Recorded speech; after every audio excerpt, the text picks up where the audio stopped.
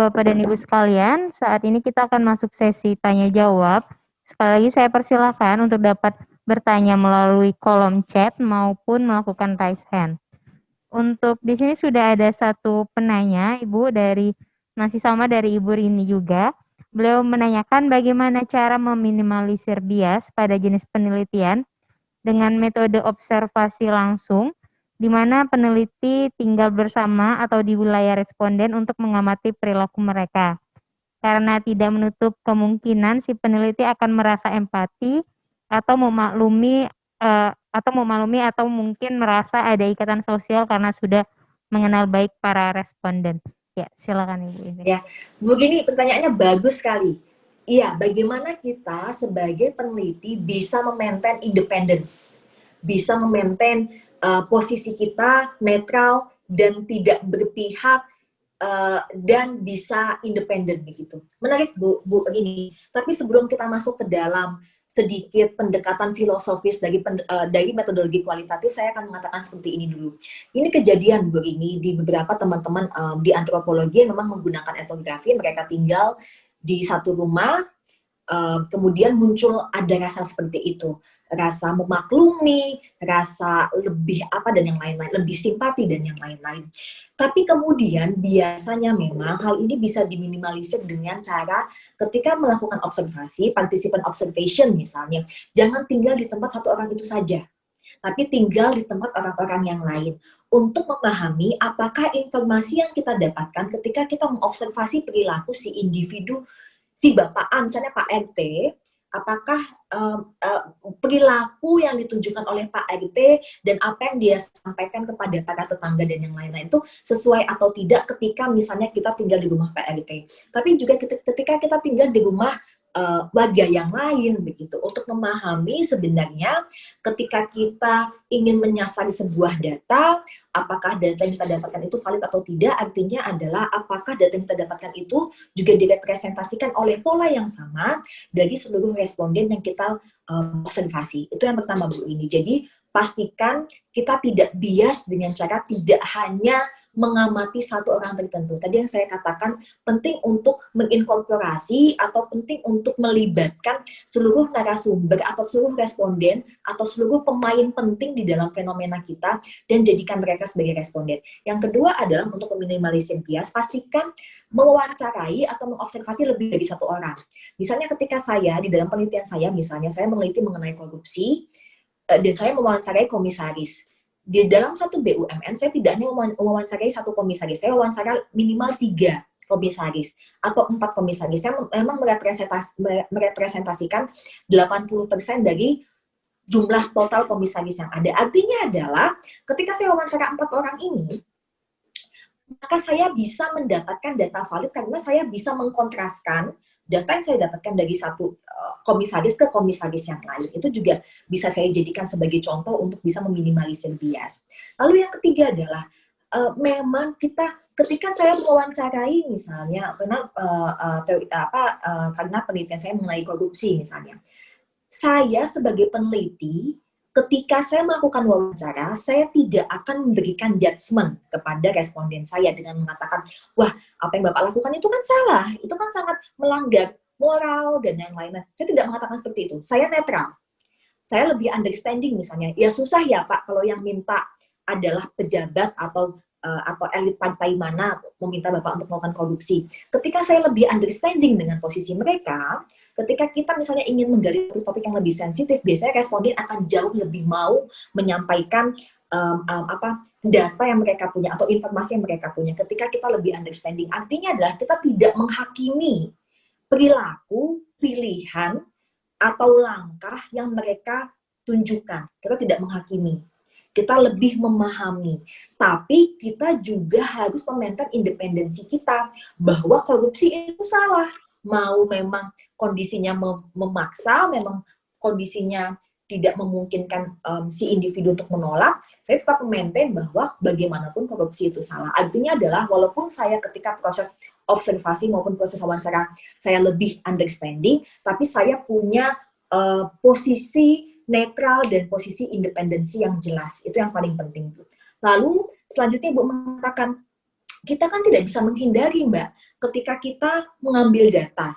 Cara kita membaca data, cara kita menganalisis data itu kan sedikit banyak pasti akan terpengaruh mau tidak mau dengan perspektif kita, dengan nilai yang kita miliki, dengan kultur kita dan yang lain-lain. Jawabannya betul sekali, Bu. Ketika Ibu telah melakukan minimalisir bias di dalam pengambilan data, ketika Ibu sudah melakukan triangulasi data, ketika itu sudah Ibu lakukan, memang di dalam penelitian kualitatif secara filosofis, penelitian kualitatif itu memahami dan menyadari bahwa subjektivitas itu tidak bisa 100% ditinggalkan di dalam penelitian, apalagi penelitian kualitatif. Jadi mau tidak mau pasti ada sedikit persen subjektivitas kita sebagai peneliti di dalam memahami data, di dalam membaca data. Dan itu tidak apa-apa. Penelitian kualitatif itu menyadari bahwa tidak mungkin subjektivitas itu 100% hilang.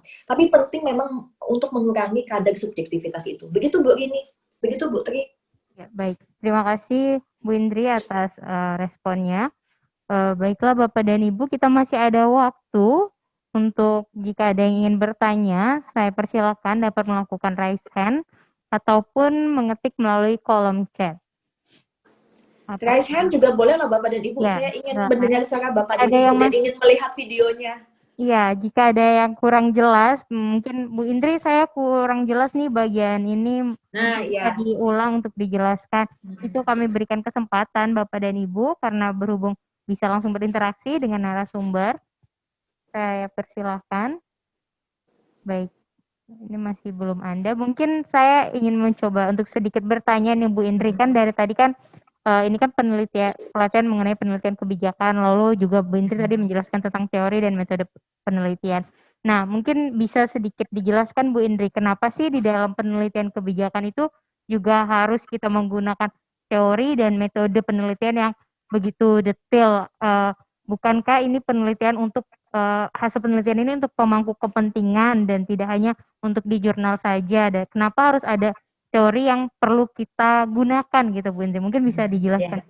Ya, terima kasih Bu Tri. Mengapa teori itu digunakan padahal penelitian yang saya lakukan itu untuk saya sajikan kepada Kepala Litbang Mbak Indri atau kepada JPT di perangkat daerah yang lain gitu atau di eselon 1 atau eselon 2. Mengapa perlu teori? Tadi yang pertama Bu, Ibu dan Bapak, bahwa ketika kita memahami teori, misalnya kita sudah tahu sebelumnya ya, ketika saya ingin meneliti mengenai fenomena tertentu, saya ingin meneliti mengenai fenomena A.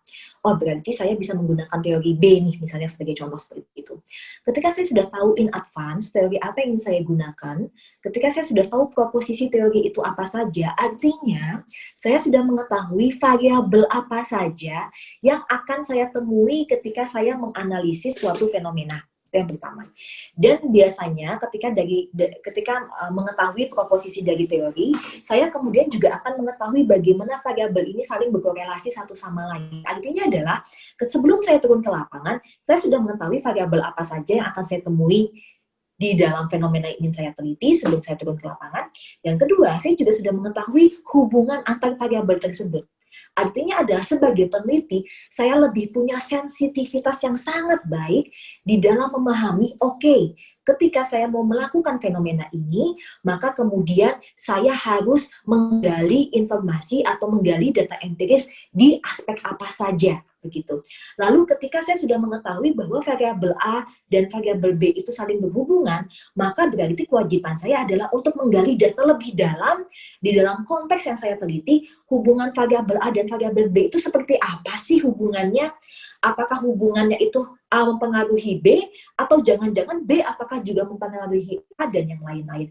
Artinya adalah walaupun penelitian Bapak dan Ibu itu bukan artikel jurnal, bukan Bapak dan Ibu ingin publikasikan, tetapi ketika Bapak dan Ibu memahami teori dan tahu proposisinya dan tahu in advance variabelnya apa dan korelasi antar variabel seperti apa, Bapak dan Ibu jauh lebih sensitif dan jauh lebih bisa menggunakan waktu Bapak dan Ibu secara efisien untuk tahu di aspek apa saja Bapak dan Ibu ingin menggali data. Begitu Bu Tri. Lalu yang kedua Bapak dan Ibu, sedikit pengetahuan terkait dengan implementasi kebijakan begitu, karena saya juga mengampu mata kuliah implementasi kebijakan di departemen saya. Di dalam implementasi kebijakan seringkali kesalahan yang paling besar yang dilakukan oleh para peneliti adalah hanya memahami bagaimana pemerintah mengimplementasikan kebijakan.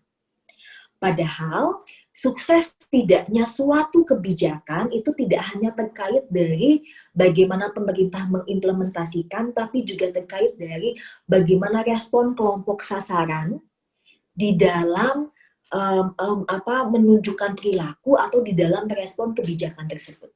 Jadi bentuk perilaku, bentuk respon kelompok sasaran dalam respon kebijakan itu juga sangat menentukan berhasil tidaknya implementasi suatu kebijakan. Jadi ketika Bapak dan Ibu ingin meneliti mengenai implementasi kebijakan, maka lihat dari sisi pemerintahnya, bagaimana si pemerintah ini mengimplementasikan kebijakan, bagaimana hubungan horizontal antar pemerintah mungkin dengan kementerian atau lembaga yang lain atau perangkat daerah yang lain yang punya power yang sama atau wewenang yang sama, dan juga mungkin antar pemerintah dengan NGO, dengan kelompok masyarakat, dengan private, dengan swasta atau yang lain-lain, atau juga hubungan vertikal, bagaimana pemerintah misalnya dinas yang ada di kabupaten itu harus berhubungan dengan dinas yang ada di provinsi dan juga kementerian yang ada di pusat misalnya sebagai contoh. Jadi memahami bagaimana hubungan vertikal, hubungan horizontal, sumber daya yang dimiliki oleh setiap organisasi di dalam mengimplementasikan kebijakannya, tetapi selain itu juga melihat respon dari kelompok sasaran di dalam respon kebijakan tersebut. Begitu Mbak Tri, mungkin yang bisa saya tambahkan. Ya, baik. Terima kasih Bu Indri atas penjelasannya. Baiklah Bapak dan Ibu, jika memang tidak ada yang ingin ditanyakan lagi karena waktu sudah menunjukkan 12 siang, maka pelatihan hari ini mungkin kita sudahi ya Bu Indri, atau Bu Indri ada yang ingin disampaikan lagi sebelum saya tutup? Saya tidak tahu apakah Bapak dan Ibu tertarik atau tidak ya dengan misalnya dengan misalnya studi-studi mengenai kebijakan publik atau implementasi kebijakan publik. Nanti mungkin bisa saya tambahkan di bagian slide saya, Bu Tri. Misalnya ketika Bapak dan Ibu ingin meneliti mengenai implementasi kebijakan tertentu, apa saja sih aspek yang perlu saya amati, Mbak Indri, supaya saya lebih sensitif, terutama ketika yang namanya kebijakan itu kan pasti aspek sosial dan politiknya itu sangat kental sekali. Nanti akan saya tambahkan di dalam PPT saya, Bapak dan Ibu, untuk menjadi guidance Bapak dan Ibu. Kalau mau meneliti, saya harus menggali data di bagian apa saja. Begitu, Bu Tri? Oke, baik. Terima kasih Bu Indri atas penjelasannya dan bantuannya sangat membantu ini Bu Indri nanti dari PPT Bu Indri. Nanti akan Bapak dan Ibu sekalian juga jangan khawatir, PPT-nya pasti akan kami bagikan ke Bapak dan Ibu sekalian. Baiklah, karena waktu sudah menunjukkan pukul 12 siang, maka pelatihan penelitian kebijakan pertemuan kedua hari ini kita tutup. Tadi sepanjang kurang lebih 2 jam, Ibu Indri sudah menjelaskan bahwa teori dalam penelitian kebijakan dapat menjelaskan masalah atau fenomena yang terjadi. Dari masalah yang sudah tergambarkan, kemudian juga dapat menghasilkan opsi-opsi yang tepat sejalan dengan teori yang digunakan. Selain itu, metode penelitian kebijakan akan membantu peneliti kebijakan untuk menentukan dan menemukan evidence base dari hasil penelitiannya nanti. Namun untuk memaksimalkan inisiasi usulan ke pemangku kepentingan atau ke pengambil keputusan, Bapak Ibu juga perlu tools lainnya atau alat lainnya seperti dokumen analisis kebijakan, policy brief, maupun hal-hal yang berkaitan dengan proses advokasi kebijakan. Untuk itu pelatihan kami tidak hanya berhenti di penelitian kebijakan, kita juga akan ada pelatihan analisis kebijakan yang akan berlangsung di bulan Oktober ini juga. Baik, bagi Bapak Ibu yang masih ingin bertanya, nanti dapat menghubungi ke Mbak Nike atau Mbak Widi atau bisa langsung ke saya untuk kami fasilitasi kepada pemateri. Pelatihan ini pasti sangat bermanfaat untuk Bapak dan Ibu sekalian, namun Bapak Ibu perlu melakukan latihan seperti langkah pertama perlu menentukan topik dengan mengisi Google Dokumen yang sudah di-share oleh Mbak Widi dan Mbak Nika. Selain itu, materi, video, dan podcast dari pelatihan ini Bapak Ibu dapat akses melalui laman kebijakan kesehatan Indonesia.net dan seluruh hal-hal yang nanti akan kami informasikan, itu nanti kami akan hubungi melalui WhatsApp ataupun email Bapak Ibu. Baiklah, saya ucapkan terima kasih sekali lagi kepada Ibu Indri atas ilmunya dan materinya yang sangat bermanfaat untuk kita semua. Dan saya ucapkan juga terima kasih kepada Bapak dan Ibu peserta atas partisipasinya, serta terima kasih juga untuk tim publikasi PKMK atas fasilitas dari pelatihan yang dari minggu lalu hingga minggu ini, dan mohon maaf jika ada yang kurang dan salah. Selamat siang. Wassalamualaikum warahmatullahi wabarakatuh.